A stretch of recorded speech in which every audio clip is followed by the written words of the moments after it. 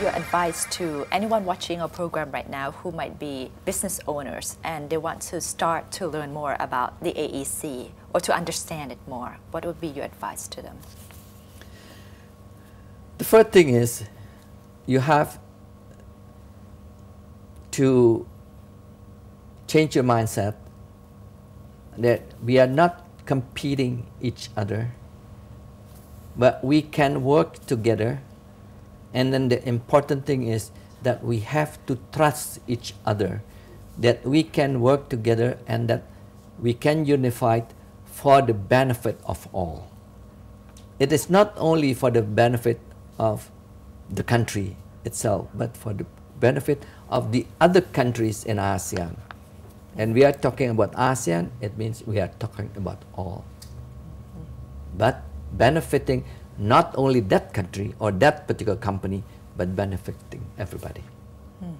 What about for individuals? What does the AEC means for each of us?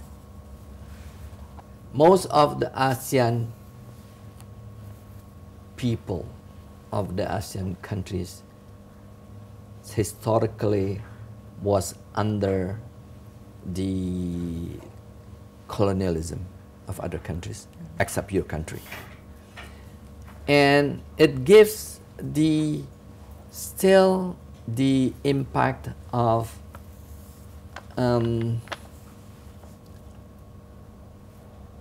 you are not confident about you as a country. Let's say an Indonesian, a Malaysian, a Thai, you know, comparing with, let's say, a European or American. But if you know, we are one, if we are ASEAN, you know, we are the same as the others. So we have to be proud of ourselves, not only our country, but as an ASEAN people, we have to be proud about it. Becoming an ASEAN, a part of ASEAN, I mean, we have to be proud. And I think we can have that confidence that we are the same, at least, with the big players. Now you're talking about Europe and America, although nowadays they are start thinking, you know, we are start thinking, are they big now? Now we say we are bigger. That's the important thing. We should think that we are bigger. In terms of technicalities, what are some of the obstacles that we face right now trying to integrate our economies? It's the regulations. Regulations still. Yeah, and the lack of public relation, the lack of filtering down information to the people. For regulations, do you mean that we each have our own regulations? No, the agreements that has been made by the leaders, which is by the government, you know, it is not implemented as such in each country. In each country, they have their own political interests, which sometimes hindered this unification, you know.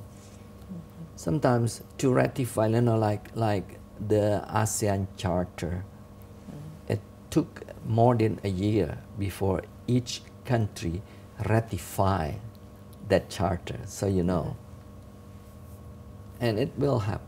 It will still need time about it. That's why it's not a matter of the people, but it's also the countries, the politicians, they have to understand that. So it's a public-private understanding that should be achieved. But it's the political will there, though, of the 10 governments? The political will of the government is there. But again, when we are talking a government, you know, and we are talking about politics, there's always pro-contra, and there's opposition here and there. And we still have that problem in each country. Always. Always, just like with anything. Anywhere. Now the AEC is supposed to start January 1st, 2015. Yeah. How should consumers feel on that day? Would they feel any big changes? I think no, it should be, very smoothly done. And at that day, it's okay. We are already unified. That's it. But what impact would they feel? Would they feel anything in things that they buy? The price is lower, or? Never come to my mind. Never been discussed. I think this is an important question. I think we should slow this question to a forum. What do these different countries feel? Or we have to throw it to the Secretary General of ASEAN. What will happen in 2015? It's just only a signal that yes, now we are now one. But is there something different that everybody can feel? Yeah, I mean, in everyday life, Yeah, actually what they want is that they have the blueprint, they have that scorecard. It means in 2015, everybody already reached 100%. That's at least 100%. Each country will already achieve all the blueprint standards, and the scorecards looks very good in every country. How confident are you that we'll be able to achieve this? Because other simpler matters, in my opinion, like visa issuance, we still have those things. Yeah, this is something that we always said. Yeah, but the AEC is something much more complicated. But when we are talking visa, it's only 2 countries, they still have problem. Still need, it's Cambodia and Myanmar. Right. Yeah, Cambodia and Myanmar. So how confident? No. Yeah, Cambodia. Cambodia and Myanmar, that's correct. So how confident are you about the AEC? Do you think we'll be able to achieve it? Yes. Now this is something that all of us have to have in our mind. We are confident that we can achieve that. If we don't have that confidence, and it's always a question in your mind, it won't happen. But once you are confident, yes, it will happen. It will not become as the European Union,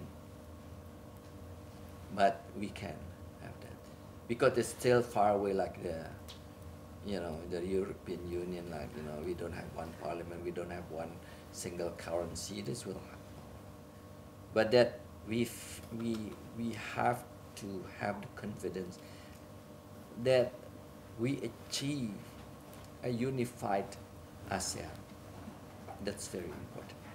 What's your opinion about East Timor? Should we invite them to be part of ASEAN at this moment? If we talk politically, the answer will be yes. If we are talking about economically, why should we accept them?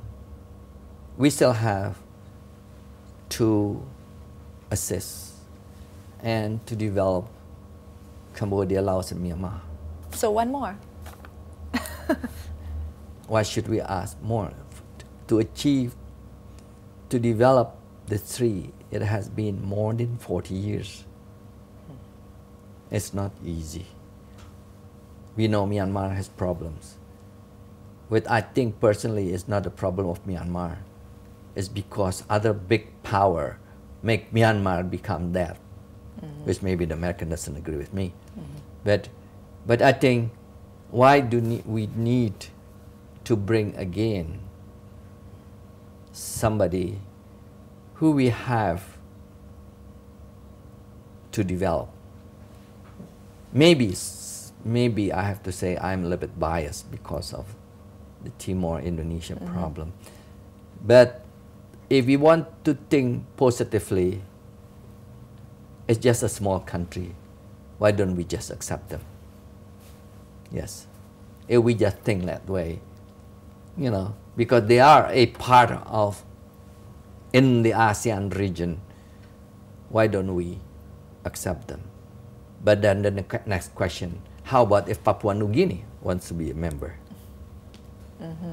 They're part of the geography, but they seem to be a little bit way off. Papua New Guinea, but East Timor is like right next there, a part of ASEAN. Yeah, actually, if we look into the geography, the population actually you know, whether they include or they are not include is no problem. But politically, I think it will not become, they will not create a problem in the future if they are in ASEAN. You know what I mean? It won't become a thorn in the flesh, you know. But if we accept them now, okay, they are one of us, so they cannot do any other except as a member of the ASEAN. There are challenges ahead, of course, but if the AEC 2015 becomes a reality, it should benefit all members of the ASEAN community. See you next time. สวัสดีค่ะ